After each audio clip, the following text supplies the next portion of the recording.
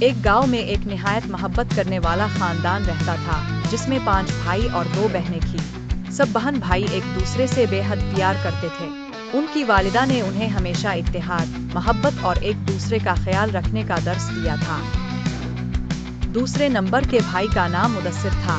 وہ نہایت سنجیدہ، نرم دل اور سمجھدار انسان تھا۔ وقت کے ساتھ مدثر کی شادی ہو گئی۔ سب گھر والوں نے بہت خوشی سے اس شادی کا جشن منایا۔ مدثر کی دلہن نہایت نیک اور خوش مزاج لڑکی تھی جو بہت جلد پورے خاندان میں سب کی پسندیدہ بن۔ کچھ مہینے گزرے تو اللہ تعالیٰ نے مدثر اور اس کی بیوی کو ایک خوبصورت بیٹے کی نعمت سے نوازا۔ اس بچے کا نام عبداللہ رکھا گیا۔ عبداللہ کی پیدائش نے پورے گھر کو خوشیوں سے بھر دیا۔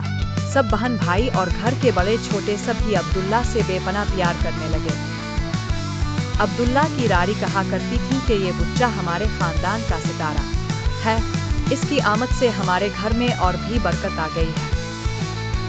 مدثر اپنے بیٹے کے ساتھ وقت گزارنے لگا، اسے پیار سے کہانیاں سناتا، کبھی گود میں جھلاتا، کبھی باہر لے جاتا۔ 5 بھائی اور 2 بہنیں عبداللہ کو ایسے چاہتے جیسے وہ سب کا بیٹا ہو۔ یہ خاندان ایک دوسرے کی خوشیوں میں شریک رہتا، غم میں سہارا بنتا اور ایک دوسرے کا ساتھ کبھی نہیں چھوڑتا۔